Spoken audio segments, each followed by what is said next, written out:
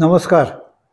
आम्ही आज पुणे येथील स्थायिक असलेले स्वामी भक्त अभय काका यांच्याकडे आज आपण आलेलो आहोत. यांच्याकडे स्वामींच्या चर्मपादुका स्वामींनी प्रसाद म्हणून दिलेल्या आहेत. त्याचप्रमाणे सखाराम महाराजांच्या सुद्धा पादुका त्यांच्याकडे आहेत. तर त्याबद्दल त्यांनी आपल्याला सविस्तर माहिती सांगावी अशी मी त्यांना विनंती करतो. नमस्कार, मी अभय माटे. या पादुका ज्या आहेत या माझ्या पणजोबा रामकृष्ण बुवा माटे यांना प्रसाद म्हणून मिळालेले आहेत. त्यांचं थोडक्यामधलं चरित्र आणि कथाभाग जर सांगायचा तर इसवी सन 1840 यामध्ये त्यांचा जन्म झाला. छोटा रामकृष्ण असं त्यांचं नाव ठेवलं गेलं.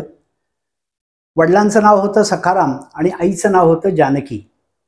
या दोघांच्या पोटी अत्यंत तेजस्वी असणारं असं हे बाळ जन्माला आलं आणि त्यांचं नाव त्यांनी रामकृष्ण असं ठेवलं. वडील जे होते हे वडील अत्यंत वेदांचे अध्ययन करणारे, उपनिषदांचे अध्ययन करणारे असे अभ्यासू होते आणि त्यामुळे या छोट्या रामकृष्णाचं शिक्षण हे सगळं वडिलांच्याकडे सुरू झालं. पण दुर्दैवाने वडिलांचा मृत्यू झाला रामकृष्ण 6व्या वर्षाचा असताना. पाठोपाठ आई पण गेल्या आणि त्यामुळे जणू काही रामकृष्ण हा एकटा पडला. पण यांचे जे गुरु होते सखाराम बुवांचे, या रामकृष्णाच्या वडिलांचे जे गुरु होते हरिभट्ट म्हणून होते, त्यांच्याकडे रामकृष्णाने आपलं वेदांचं अध्ययन वगैरे सगळं चालू ठेवलं. पण दुर्दैवाने 2च वर्षाच्या अवधी म्हणजे यांच्या 8व्या वर्षाच्या दरम्यान त्यांचंही निधन झालं. आणि मग तर रामकृष्णाला आपण आता पूर्णपणे जणू काही पोरके झालो असं वाटायला लागलं. आणि म्हणून हा 8 वर्षाचा छोटा रामकृष्ण त्यावेळेला राहत होते सगळे माहुलीला आणि साताऱ्याला. हा तिथनं पायी पायी सज्जनगडवर गेला आणि रामकृष्णाने समर्थांच्या पादुकांच्या जवळ 18 दिवस हे अनुष्ठान केलं. वयाच्या 8व्या वर्षाला. आज आपण वयाच्या 8व्या वर्षाची जर मुलं म्हटलं तर 2रीतला किंवा 3रीतला मुलगा असतो, त्याला शाळेत सोडायला जायला सुद्धा कोणाला तरी जावं लागतं.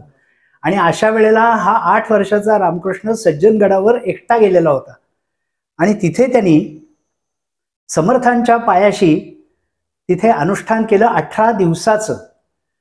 आणि असं 18 दिवसाचं अनुष्ठान केल्यानंतर जणू काही त्यांना समर्थांनी प्रसाद म्हणून असं सांगितलं की तुझी जी इच्छा आहे ती पूर्ण होईल. आणि हे वाक्य समर्थांच्या कुठनं ऐकू आलं वगैरे याचा काही इतिहासामध्ये उल्लेख नाहीत, त्यामुळं कुठला तरी माहिती नसलेला संदर्भ सांगण्यात अर्थ नाही. पण त्यामुळे त्यांना असं वाटलं की चला आपली इच्छा पूर्ण होणार आहे असा समर्थांनी आशीर्वाद आपल्याला दिलेला आहे. आणि म्हणून हा 8 वर्षाचा छोटा रामकृष्ण समर्थांच्या तिथनं बाहेर पडला आणि आता आपल्याला कोणीतरी आध्यात्मिक गुरु केला पाहिजे अशी मनामध्ये तळमळ इच्छा घेऊन कुठं जावं असा विचार करत करत सज्जनगडवरनं खाली उतरला. त्यावेळेला अक्कलकोटच्या स्वामी समर्थांचं नाव हे खूपच प्रसिद्ध झालेलं होतं. आणि म्हणून रामकृष्णाला असं वाटलं की आपण जर गुरु करायचे तर अक्कलकोटला जाऊन स्वामी समर्थांना आपण गुरु करूया. आणि म्हणून वयाच्या 8व्या वर्षाला दरमजल करत करत, बरं त्यावेळेला काही साधनं नव्हती, ही सगळी गोष्ट 1840ला त्यांचा जन्म, 8 वर्षाचे असतील तर त्यावेळेला कदाचित 9 लागलं असेल तर 1848, 49, 50 या दरम्यानचा काळ. आणि त्यावेळेला जणू काही दरमजल करत करत, काय बैलगाडीतनं प्रवास असेल कसा असेल तो प्रवास करत करत हा छोटा रामकृष्ण अक्कलकोटला पोहोचला. आणि अक्कलकोटला त्यांनी स्वामी समर्थांना विनंती केली की मला आपला शिष्य करवून घ्या. त्यावेळेला स्वामी समर्थांनी असं सांगितलं की नाही, तुझा शिष्य नियतीने ठरवलेला आहे. कवाड नावाचं गाव आहे, भिवंडीच्या जवळ कवाड नावाचं गाव आहे, त्या कवाड गावाला जा, तिथे सखाराम बुवा आहे, तो तुझा गुरु आहे, तू जा. आणि म्हणून हिंदी भाषेमध्ये एक जाओ बेटा जाओ असं आज्ञापत्र रामकृष्णाला त्यांनी लिहून दिलं. आणि असं आज्ञापत्र घेऊन हा छोटा 8-9 वर्षाचा रामकृष्ण हा अक्कलकोटवरनं कवाड कुणीकडे आहे याचा शोध घेत आला. आणि कल्याणच्या पासनं भिवंडी, भिवंडीच्या पासनं उत्तरेला कवाड नावाचं गाव आहे. या कवाड गावाला तिथे पोहोचला. कदाचित 1-2 वर्ष कदाचित त्यामध्ये गेली पण असतील, नेमकं इतिहासात हे कुठं नमूद नाहीये. पण तिथं पोचल्यानंतर त्यांनी गावामध्ये चौकशी करायला सुरुवात केली की असे सखाराम महाराज कुठे आहेत म्हणून. तर गावकऱ्यांनी सांगितलं असं आमच्या गावामध्ये असं सखाराम बुवा सखाराम महाराज असं कोणी नाहीये. या छोट्या रामकृष्णाने त्यांना सांगितलं असं होणं शक्यच नाही, मी ज्यांच्याकडनं पत्ता घेऊन आलेलो आहे ते अशी चुकीची माहिती सांगणं शक्यच नाहीये, आणि त्यामुळे कोणी ना कोणीतरी इथे सखाराम बुवा या नावाचं असणार. मग अनेक गावामध्ये चौकशी केल्यावर त्यांनी सांगितलं एक घांगुर्डे नावाचं तिथं बिराड राहत होतं.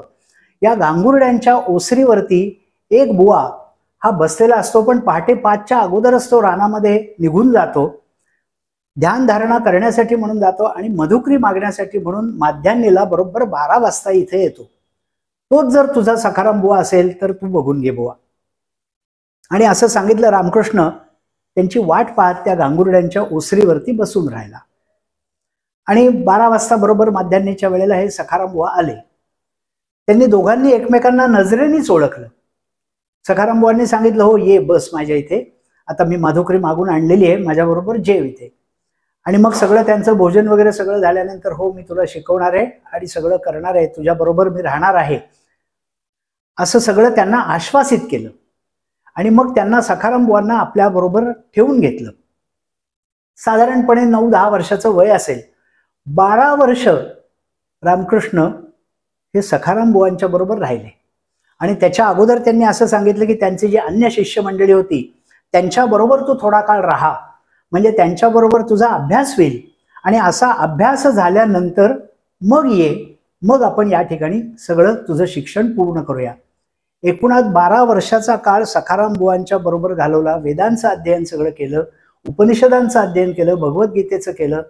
आणि असं सगळं अध्ययन 12 वर्ष पूर्ण केल्यानंतर शास्त्री पदासाठी जी काय आवश्यक असणारी जी काय अध्ययनं जी असतात ती सगळी सखाराम बुवांनी या छोट्या रामकृष्णाकडनं पूर्ण करवून घेतली होती. आणि त्यामुळे तोपर्यंत 22-24च्या आसपासचं वय झालं असेल त्यावेळेला. पण त्याचे नेमके इतिहासामध्ये सनावलीचे उल्लेख नाही, पण साधारणपणे अंदाज आपण सांगू शकतो. आणि असं 22-24चं वय असताना रामकृष्णाने सांगितलं की आता माझं शिक्षण तुम्ही पूर्ण झाले सांगितलं तर आता मला आज्ञा द्यावी, मी 12 वर्ष तुमच्या बरोबर राहिलो, मी गुरुदक्षिणा म्हणून काय द्यावी, आणि गुरुदक्षिणा म्हणून काही ना काही देण्याची माझी इच्छा आहे. सखाराम बुवा हसले, म्हणले मी काय संन्यस्त माणूस, तू मला देणार काय आणि मी घेणार तरी काय, पण म्हणे आता तू विचारलंयस म्हणून मी तुला सांगतो, आयुष्यभर भागवत धर्माचा प्रसार कर, कथा कीर्तन प्रवचन याच्या माध्यमातून, ही माझी गुरुदक्षिणा, असं सांगितलं. आणि रामकृष्णांनी ते मान्य केलं. आणि म्हणून तिथनं जे रामकृष्ण बुवा हे 22-24वे वर्ष असेल फार फार तर तिथनं जे निघाले त्यावेळेला त्यांनी अजून एक गोष्ट केली. सखाराम बुवांना असं म्हटलं की आपण आता इथं, मी तर आता इथनं निघून जाणार, आपण इथे कवाडमध्ये स्थायिक राहणार, मला तुमचा आशीर्वाद म्हणून तुम्ही जे नेहमी खडावा घालता त्या खडावांचा प्रसाद तुम्ही मला म्हणून द्या. आणि म्हणून त्यांनी रामकृष्णांनी साधारणपणे तो उल्लेख इतिहासामध्ये आहे 1864 साली, म्हणजे यांच्या वयाच्या 24व्या वर्षी सखाराम बुवांच्याकडनं त्या खडावा त्यांच्या मागून घेतल्या. त्याही आमच्याकडे या आता प्रसाद म्हणून अजूनही देवामध्ये असतात, पूजेमध्ये असतात. आणि मग आता हे रामकृष्ण बुवा हे कथा कीर्तन प्रवचन हे जे गुरूंना दिलेला शब्द आहे ते करत कवाडमधनं बाहेर पडले. आणि ज्या ज्या ठिकाणी वाटेमध्ये मुक्काम असेल त्या ठिकाणी जे देऊळ असेल त्या देवळामध्ये जावं, तिथं कथा कीर्तन प्रवचन हे करावं, जे काय मिळेल ते आपल्याबरोबर घ्यावं आणि पुढचा प्रवास हा करावा. अशा प्रकाराने त्यांची दिनचर्या सुरू झालेली होती. ज्यांच्या प्रेरणेने आपण या ठिकाणी आलो कवाडला, त्यांना पुन्हा एकदा जाऊन त्यांचं दर्शन घ्यावं अशी मनामध्ये तीव्र इच्छा या रामकृष्ण बुवांच्या मनामध्ये आली. आणि म्हणून रामकृष्ण बुवा हे पुन्हा अक्कलकोटला जाण्यासाठी म्हणून त्या दिशेने प्रवास करायला लागले. आणि त्यांनी अक्कलकोटला जायला सुरुवात केली, अक्कलकोटच्या दिशेने प्रवास सुरू केला, अक्कलकोटला जाऊन पोचले. आणि आता महाराजांचं दर्शन झालं याचा त्यांना आनंद तर होताच होता. महाराज हे नेहमी जे तिथल्या वडाच्या झाडाखाली जे बसायचे आणि नेहमी एक पाय खाली सोडलेला आणि दुसरं पाऊल हे त्याचं पाऊल हे त्या दुसऱ्या गुडघ्यावरती घेतलेलं, अशा पद्धतीने महाराज असे बसलेले असायचे. आणि असे महाराज बसलेले होते, त्यांचं दर्शन झालं, पण महाराज काही त्यांच्याशी बोलेनात. आणि रामकृष्ण बुवांना मनामध्ये खूप खंत वाटायला लागलं की अरे आपण ज्यांच्या दर्शनासाठी म्हणून आलो, दर्शन तर झालं, पण स्वामी समर्थ आपल्याशी काहीच भाषा बोलत नाहीयेत, कुठलीच वाक्य बोलत नाहीत, काही पण काय करावं.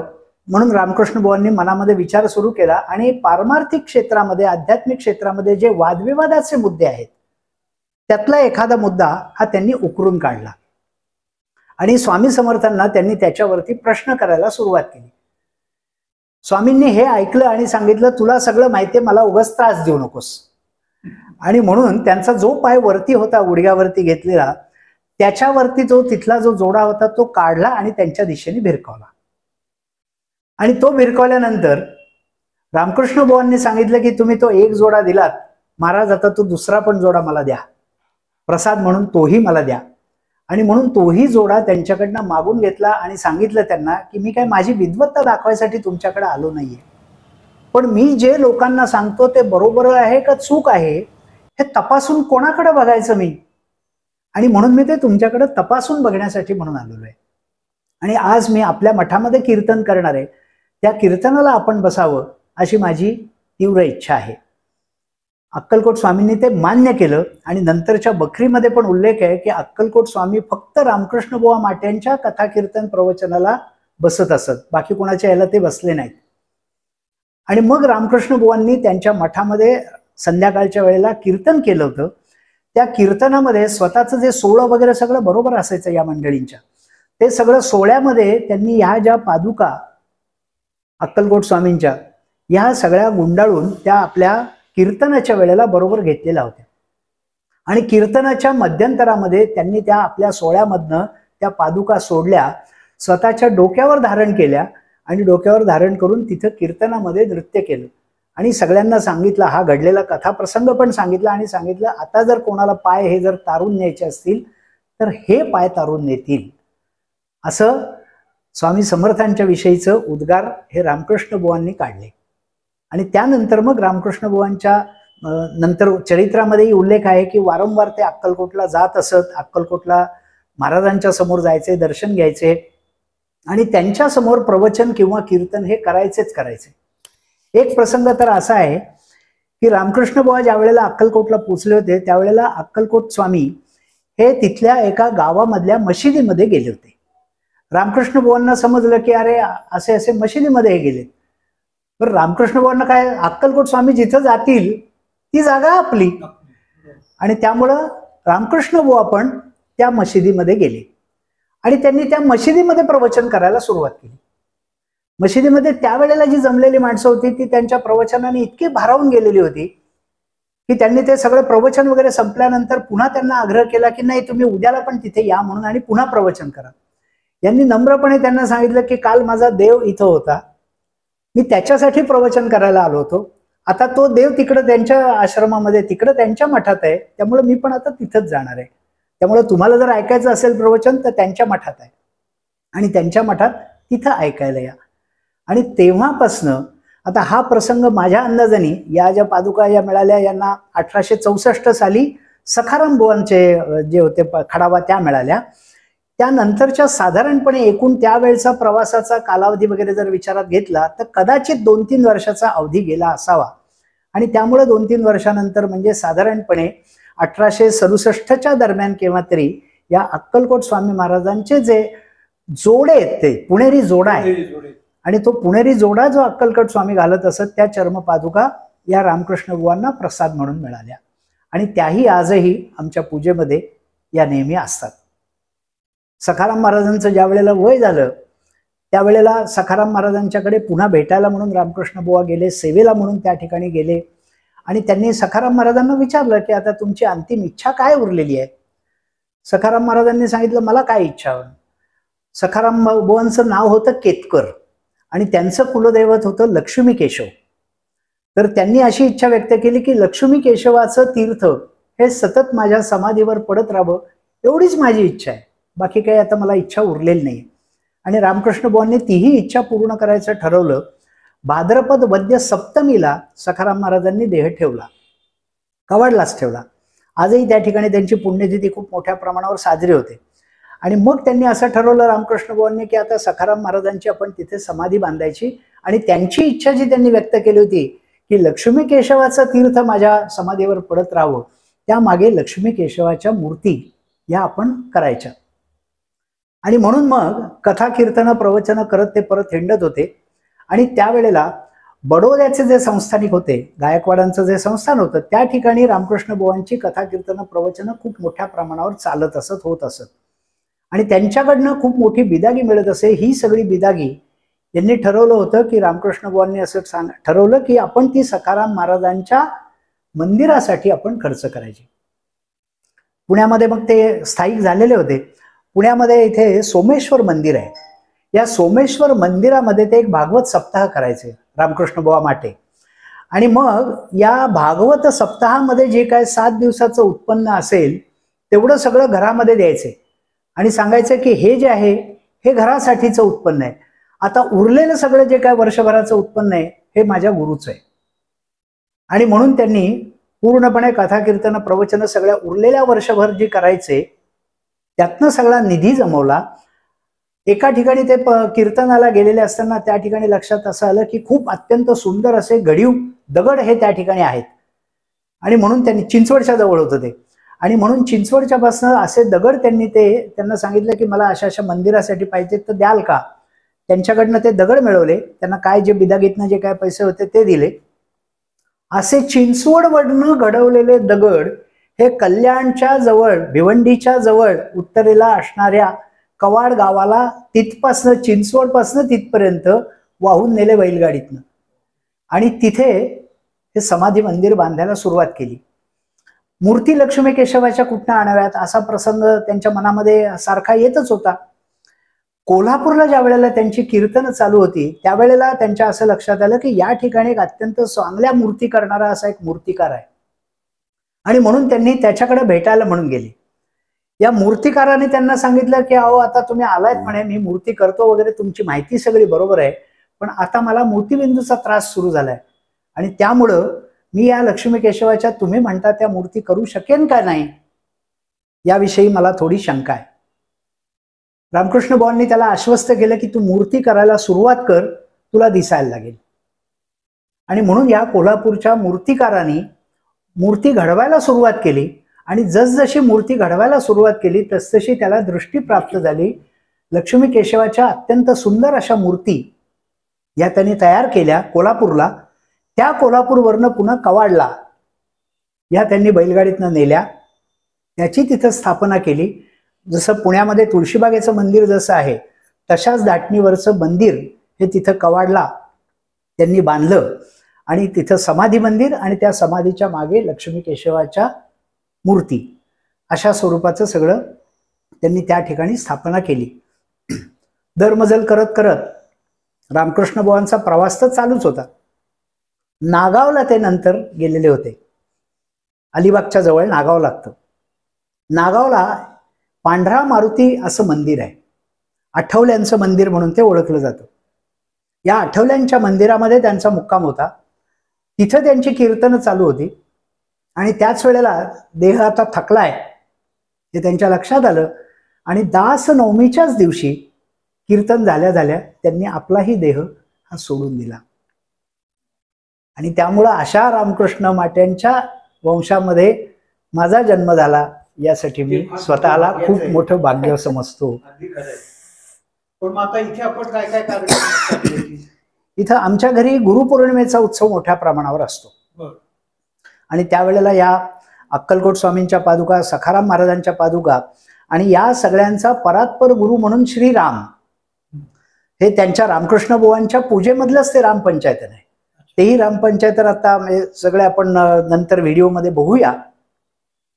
ते रामकृष्ण बुवांच्या पूजेमधलं रोजचं रामपंचायतन जे आहे त्या रामपंचायतनाचा, सखाराम बुवांचा आणि अक्कलकोट स्वामींचा असा त्रिवेणी संगम हा गुरुपौर्णिमेच्या दिवसाला आमच्याकडे मोठ्या प्रमाणावर असतो. फारच छान. तुमचं काय याचा अनुभव आहे? आत्ता जे मी सांगितलं की माटेबुवा जे होते ते त्यांना गुरूंची अशी आज्ञा होती की तू माझी गुरुदक्षिणा काय दे तर गावोगाव जा आणि कीर्तन प्रवचन कर, कथा कीर्तन असं करून हरिभक्तीचा प्रसार कर. तर असं करत करत ते अनेक गावी हिंडले. आणि असं जाता जाता ते कराडजवळ कडेगाव नावाच्या गावी आले. आणि कडेगाव या गावाला एक छोटंसं मंदिर होतं विठ्ठल रखुमाईचं. आणि त्यांनी त्या मंदिरामध्ये रामायण सांगायला सुरुवात केली. आणि बरेच दिवस रामायण झालं. रामायणाची गावकऱ्यांना गोडी लागली खूप, की फार सुंदर करण सांगायचे, भक्ती रसपूर्ण असं त्यांचं असायचं. फक्त विद्वत्ता नव्हती तर अध्यात्माने परिपूर्ण होते आणि अंतरंगामध्ये भक्तीचा खूप उदय असल्याने लोकांना ते मनाला स्पर्शून जायचं आणि ते अतिशय आवडत होतं लोकांना, ती रामायणातली जी रस येत होता.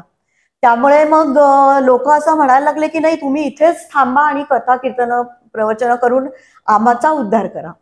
तर ते असं म्हणाले की आता रामनवमीचा उत्सव आलाय आणि आमच्या घरी रामनवमीचं व्रत आहे, तो उत्सव साजरा करायचा असतो आणि इथे तुम्ही म्हणता राहा, पण माझं इथे काहीच नाही, तर मी कशाच्या बळावरती इथे उत्सव करायचा. तर मग गावातले लोक एकत्र आले सगळे.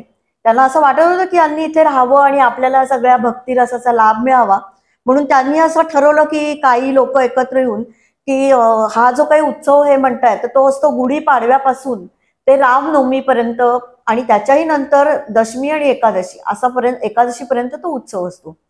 तर तो आपण साजरा करायचा. मग कसं साजरा करायचा, तर जे प्रमुख मंडळी होती गावातली तर प्रत्येकाने एक एक वार वाटून घेतला, म्हणजे एक एक तिथी वाटून घेतली. तर या तिथीचा जोही काही सकाळी काकड आरतीपासून सुरू होतो उत्सव आणि मग वेगवेगळे कार्यक्रम असतात दिवसभर.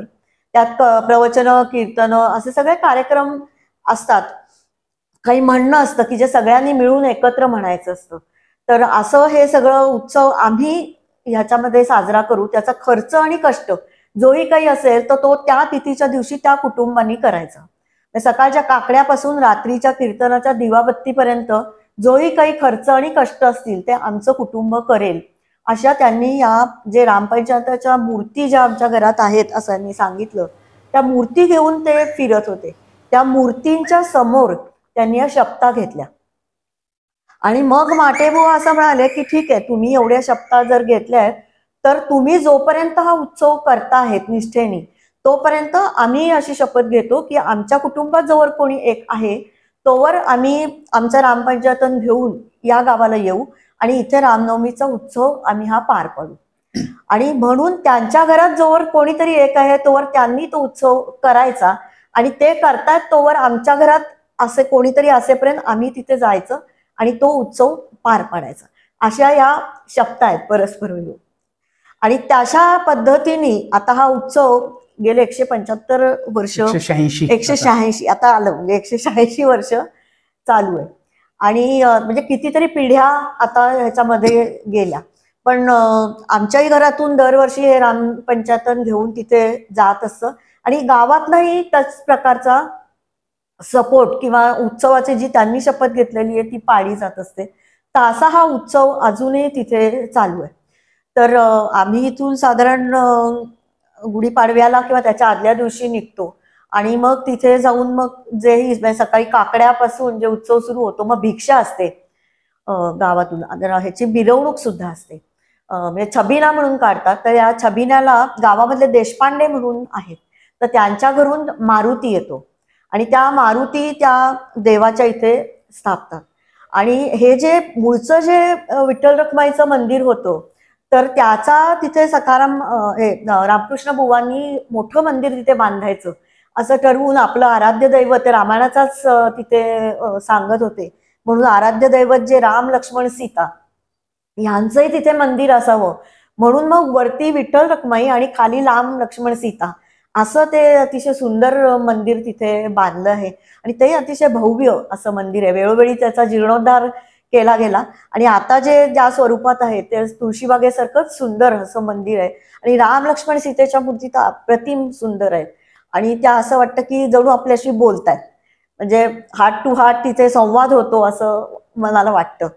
आणि असं हे सगळं म्हणजे ह्या बाहेरचा देखावा झाला की हे मंदिर मोठं आहे हे सगळं आहे, पण जी भक्ती आहे म्हणजे तिथे श्रीधर स्वामी महाराज सुद्धा येऊन गेलेले आहेत त्या देवस्थानला सज्जनगडचे. आणि त्यांनी असं सांगितलं की हे राम लक्ष्मण सीता म्हणजे साक्षात आहेत तिथे, परब्रह्म आहे. आणि म्हणून मग मग त्या म्हणजे आणखीन श्रद्धा बसत गेली, आणखीन लोकांना अनुभव येत गेले. असं सगळं होऊन आता ते मंदिर चांगलं नावारूपाला असं तिथे आलेलं आहे. आणि इथे आम्हाला असं म्हणतात की इथे तुमच्या शेजारी तुळशीबाग असताना तुम्ही तो रामनवमीचा उत्सव सोडून कडेगावला कसं काय जाता? गाव छोटं आहे तसं, आता मोठं होत होत आता त्याचं जिल्ह्याचं ठिकाण झालंय. तर अशा ठिकाणी तुम्ही जाऊन राहता हे कसं काय? तर आम्ही तेच म्हणतो, म्हणजे आम्ही राहत होतो तेव्हाही एक पत्र्याच्या खोलीतच आम्ही राहत होतो. म्हणजे माझं लग्न जेव्हा झालं तेव्हा ती एक छोटीशी पत्र्याची खोली देवळामध्येच होती की तिथे आम्हाला राहायचं असायचं. आणि माझे सासरे पूर्ण 13 दिवस तिथे राहायचे. आणि मग आम्ही म्हणजे नवमी, दशमी, एकादशी हा मुख्य उत्सव असतो तेव्हा आम्ही 3च दिवस जात होतो. आणि नवमीला राम जन्माचा मोठा उत्सव असतो. त्याच्यानंतर दशमीला पूर्ण गावामधून भिक्षा असते आणि एकादशीला रथ असतो. तो रथ सुद्धा लाकडी मोठा रथ आहे. म्हणजे साधारण आपण म्हणू की 10 फूट उंच आणि 8 फूट रुंद आणि तसाच आणखीन लांबीला सुद्धा 8 फूट, अशा एवढा मोठा तो रथ आहे. आणि त्याच्यामध्ये ते रामरायाचं पंचायतन बसतं आणि त्याच्याबरोबर आमच्यातलं कोणीतरी त्याला सांभाळायला. आणि मग तो पूर्ण गावामधून त्याची मिरवणूक निघते आणि ते माणसं ओढतात. इतके वर्षांची जी परंपरा आहे ती ते माणसं तो रथ ओढतात आणि मग त्या रथाला पायावर पाणी घालतात, शेंगा उधळतात. म्हणजे त्याचं कोड कौतुक की रामरायात जणू आपल्या घरी आलेत असं त्याचं कोड कौतुक होतं.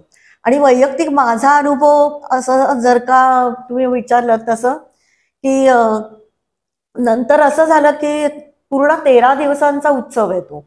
म्हणजे गुढीपाडव्याच्या आदल्या दिवशी जायचं आणि पूर्ण पुढे नवमी, दशमी, एकादशीला उत्सव करून द्वादशीच्या दिवशी परत यायचं. म्हणजे एवढा मोठा उत्सव आहे.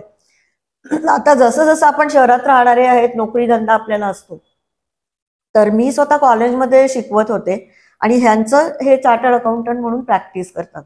तर त्यामुळे पूर्ण 12 दिवस उत्सवाचं जाणं एका व्यक्तीने यांनी हे अवघड होत चाललं होतं. म्हणून मग आम्ही वाटून घेतलं. पहिले 5-6 दिवस मी जाते आणि पुढचे 5-6 दिवस हे जातात. आणि मग त्यामुळे झालं असं की मला तिथे आमच्या घरातून तिथे प्रवचन करायचं असतं. माट्यांचं तिथे प्रवचन करणं, आम्ही तिथे म्हणजे जे माटेबुवा प्रवचन करत असत ना, ती परंपरा आम्हाला चालू ठेवायची असं. त्यामुळे मग आम्ही तिथे प्रवचन करायचं. तर मी मग तिथे प्रवचन करायला लागले.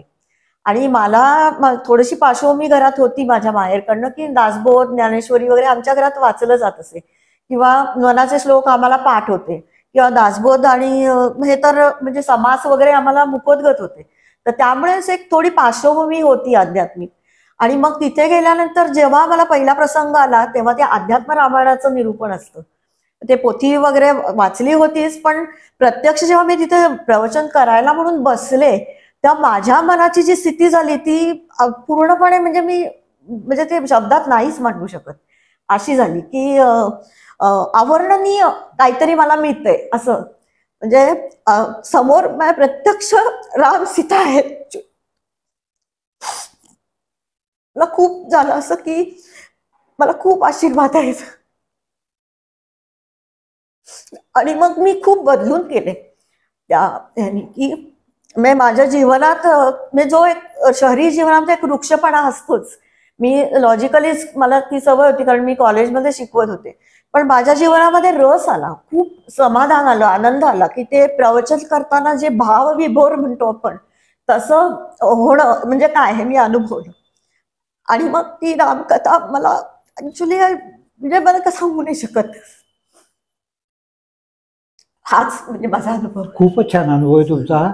आणि जे काही तुम्ही बोललात ते अगदी अंतःकरणातून तुमचे ते शब्द येत होते आणि ते खूपच चांगल्या छान अनुभवाचे तुमचे हे आहेत. आणि मला असं नेहमी वाटतं की आहे माझ्या पाठीशी आहे. नाही, निश्चितच आहे. आणि ही खूप मोठी तुमची म्हणजे पूर्वपुण्य आहे की तुमच्याकडनं हे करून घेत आहेत महाराज. हे सर्वात महत्वाचं आहे.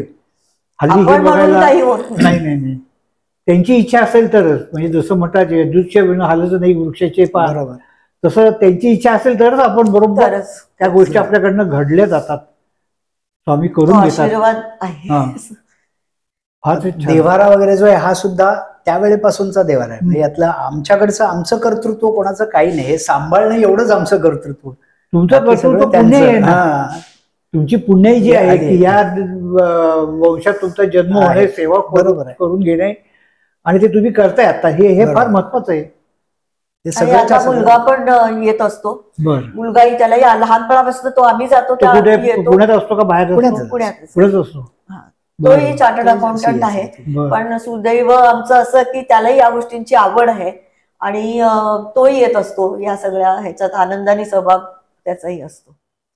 त्यामुळे आम्ही सगळेजण नियमितपणे इथं ध्यानाला बसतो. इथे हे व्यासपीठ सुद्धा त्यांचंच आहे, हे आमचं व्यासपीठ नाहीये, त्यांचं व्यासपीठ. हे व्यासपीठ आहे ते रामकृष्ण भुवनचं आहे. त्यांचा फोटो वगैरे आहे का आपल्याकडे?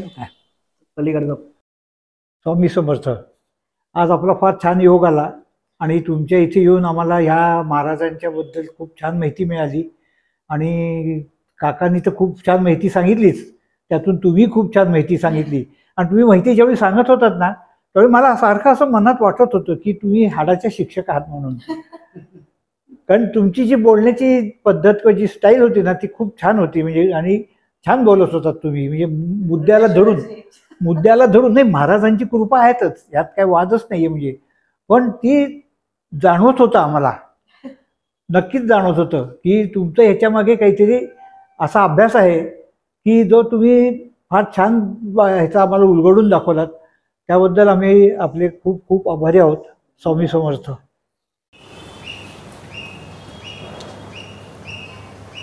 या अक्कलकोट स्वामींच्या चर्मपादुका आहेत. हे बाजूला काय आहे हे? नाही, हे त्याचं निघालंय इकडनं, हे टोक निघालंय. इथला हा असा पूर्ण असा आहे, हा जोडा होता ना पूर्ण, इतका जुना झाल्यामुळं निघाला. काय होतं, पूर्वीच्या काळामध्ये ना लोक आमच्याकडनं दर्शनासाठी म्हणून घेऊन जायचे. पण दुर्दैवाने जशी ज्ञानेश्वर महाराजांनी चालवलेली भिंत लोकांनी काढून घेतली, तसं हे लोकांनी काढून घेतलं. तेव्हापासून आम्ही देणं बंद केलं. माझ्या आजोबांनीच बंद केलं. मग म्हणजे काका हे असं आहे की बाकीच्या ठिकाणी खडाव असतात आणि अशा खडाव पण आहेत की त्या स्वामींनी कधी घालू शकणार नाही, अशा मोठे अंगठ्याचे खडाव. पण हे ॲक्च्युअल घातलेल्या पादुका, त्यांनी घातलेला हा पायातला जोडा आहे त्यांच्या, पुणेरी जोडा आहे हा. म्हणजे हे इथनं जे आहे, हे असा इथनं पाय येतो आणि अशा ही पुढची बोटं इथं आतमध्ये जातात, ते इकडनं असं आतमध्ये आहे, आणि इथनं हा जोडा असा वरती येतो. आता इतकी वर्ष झाली ना, मी जो म्हटलं की 1867च्या दरम्यानचं हे असणार आहे. आणि पंचायतन तुम्ही म्हणता हे राम पंचायतन, हे शेवट. हां. आणि डावीकडे जी आहे ती महालक्ष्मी, कोल्हापूरची अंबाबाई. हां. आणि हा पूजेतला त्यांच्या नेहमीचा गणपती. म्हणजे हे त्यांच्या वेळेस सगळे त्यांचे, हे सगळे त्यांच्या 140 years old. हो हो.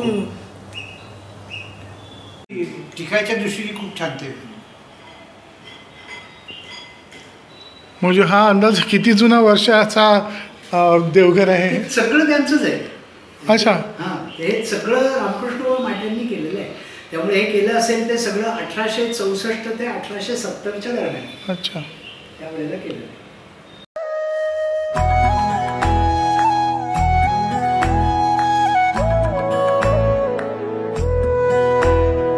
अध्यात्मावर अशीच माहिती मिळवण्यासाठी देव माझा चॅनलला सबस्क्राईब करा